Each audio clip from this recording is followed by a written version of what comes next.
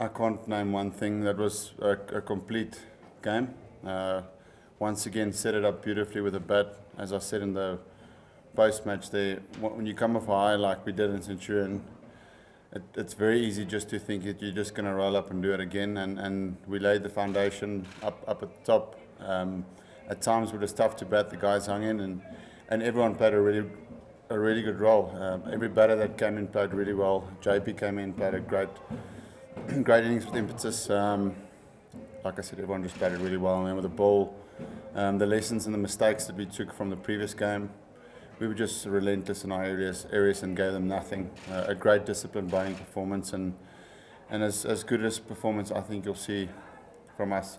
To beat Australia, which is a fantastic one-day team, to beat them like that means that we've competed in every single aspect of the game. Faf, you mentioned Jeff with that? Yeah, as I said, I mean, I look at a guy's character and his personality and what's going on off the field first to see where he is, what space he is. And I've picked up with JP certainly the last 2 months or so. I can see a great energy in him, and it's something that we've challenged him, and he's responded beautifully. Just the extra responsibility on his shoulders, batting him a little bit higher, backing him, and he's responded fantastically well. So to throw the ball to him today on a wondrous wicket where the ball doesn't spin much, and to get a wicket of David Warner just shows that he can still do anything with the ball as well. So I'm extremely happy for him. He's a great guy, and he deserves all the success that comes his way. Just tell us about how did it feel at that time. Yeah. And so on. Yeah, I thought my finger was in a bad place because it hit me on the side of the finger. And at the time, I was thinking of going off. But those things, generally, your feeling comes back a little bit later into your finger.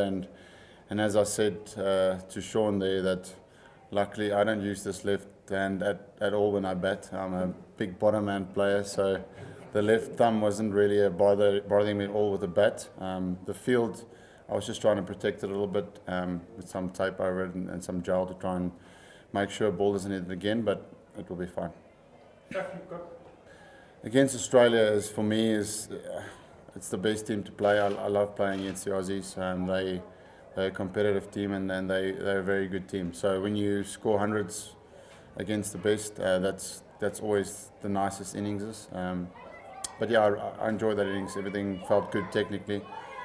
So hopefully I can score some more big runs for this team in this series. You didn't get the chance to go on it? Yeah, the selectors made that decision. They wanted to keep the same team. Obviously Ash for me is one of the best players in the world, but they felt that that's the case. And there's nothing that I can do about that. From what we heard, that you and the coach were not in agreement with the selectors. Is that true? That you obviously wanted Hashim to play? As I said, Hashim averages, was it 58? One-day cricket, 56. So for me, you can never replace that. And the guy, if you miss one game for the flu, for me, it's always the respect that you give him to come back into the team. So if it was my decision, I would definitely bring him back, and the same with the coach. But the selectors, they felt that the combination at the top was working really well. So I suppose you can look at it from that point of view as well. But yeah, no, it wasn't my decision.